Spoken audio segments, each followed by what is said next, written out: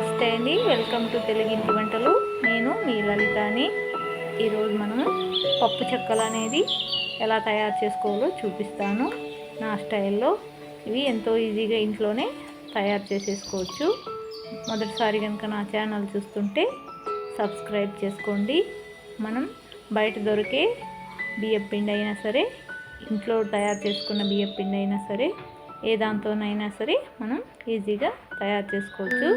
ముందుగా మనం ప్రాసెస్లోకి వెళ్ళిపోదాం. ఇప్పుడు కారం కోసం పచ్చిమిరపకాయలు, అలాగే అల్లం, మీకు వెల్లుల్లి ఫ్లేవర్ నచ్చితే అది కూడా వేసుకోండి. ఇలా మిక్సీ పట్టి పక్కన పెట్టుకున్నాం. ఇప్పుడు బియ్యం పిండి అనేది నేను 1/2 kg తీసుకుంటున్నాను. మీకు ఎన్ని కావాలంటే అంతలో తీసుకోవచ్చు. ఇప్పుడు రుచికి తగ్గట్టు సాల్ట్, మనం కారం వేసుకుంటాం కాబట్టి దానికి సరిపోయేంత సాల్ట్ అనేది వేసేసుకున్నాం. అలాగే నేను వెన్న తీసుకుంటున్నాను. మీరు కనుక వేడి నూనె కానీ నెయ్యి కానీ ఏదైనా వేసుకోవచ్చు, లేకపోయినా. ఇప్పుడు మొత్తం కలిసేటట్టు ఒకసారి ఇలా కలిపేసుకున్నాం.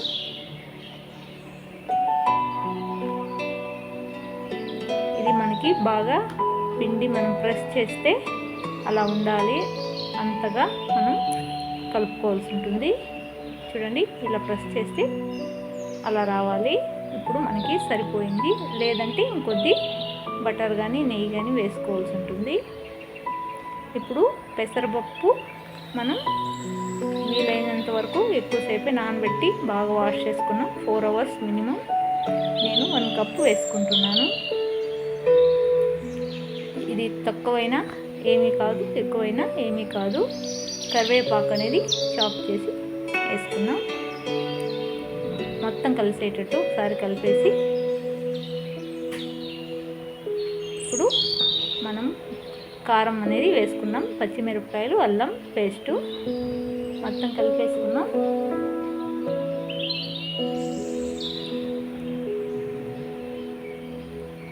కొద్దిగా వాటర్ అనేది వేసుకుంటూ మనం చపాతీ పిండి కన్నా కొద్ది సాఫ్ట్ కలుపుకున్నాం. ఎందుకంటే ఇది బియ్యం పిండి ఆరిన తర్వాత సరిపోతుంది. జీలకర్ర అనేది వేసుకున్నాం. చూడండి, ఈ మాత్రం సరిపోతుంది. దీన్ని కొంతసేపు 10 minutes పక్కన పెట్టుకున్నాం. తడిగుడ్డ కానీ ప్లేట్ కానీ వేసి పెట్టుకున్నామంటే తడి ఆరకుండా ఉండాలి. కలపడం వేడి నీళ్ళతో కలుపుకోవాలి. నేను చెప్పడం అనేది మర్చిపోయాను. వేడి నీళ్ళతోనే పిండిని కలపాలి. ఇప్పుడు ఇలా మనకి ఒకే షేప్ కావాలంటే ఏదైనా 1 స్పూన్ తీసుకోవచ్చు, లేదంటే మాకు ఎలా అయినా పర్వాలేదంటే ఇలా చేసేసుకున్నా. మిగిలిన పిండిని తడిగుడ్డతో కవర్ చేసి పెట్టుకున్నా. ఇప్పుడు నేను 2 పద్ధతుల్లో ఎలా తయారు చేసుకోవాలని చూపిస్తాను. ఒక కవర్కి ఇలా ఆయిల్ అప్లై చేసి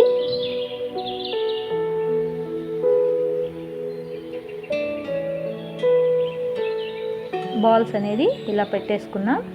ఇప్పుడు మన ఇంట్లో బాక్సెస్ కానీ బౌల్స్ కానీ కింద ఫ్లాట్గా ఉండేటటువంటి ఉంటాయి కదా, అలాంటివి తీసుకొని వాటికి ఇలా ఒక కవర్ వేసుకొని ఆయిల్ అప్లై చేసుకున్నామంటే చూడండి, స్టిక్ కాకుండా మనకి ఈజీగా షేప్ అనేది వచ్చేస్తుంది.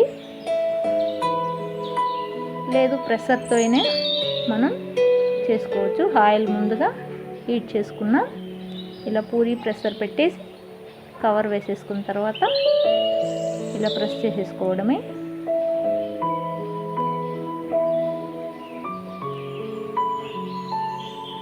ఆయిల్ మరి ఎక్కువ హీట్ అవ్వద్దు, మీడియంలోనే మనం బాగా రోస్ట్ చేసుకున్నాం.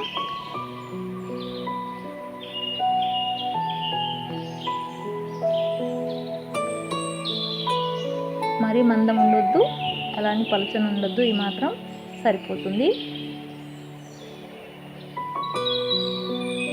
ఆయిల్లో మనం మీడియం హీట్ పెట్టుకొని ఇలా 2 వైపులా మనకి ఆరిన తర్వాత మళ్ళీ రంగు అనేది కొంచెం చేంజ్ అవుతుంది. మొత్తం ఇలా ఈజీగా చేసేసుకోవచ్చు. ఒకరే, మనకి ఎవరు హెల్ప్ అవసరం ఏమీ లేదు. ఇలా చూడండి, ఇలా అంటే మనకి ఎంత క్రిస్పీగా మనం ఓన్లీ రైస్ ఫ్లోర్తోనే చేసుకుంటున్నాం. ఇవి మనకి స్నాక్స్ కింద ఒక బాక్స్లో పెట్టేసుకున్నామంటే మనకి క్రిస్పీగా అనేది ఉంటాయి. మీకు కనుక నా రెసిపీ నచ్చినట్లయితే లైక్ చేయండి, షేర్ చేయండి. అలాగే మీరు చేసిన తర్వాత ఎలా వచ్చిందనేది నాకు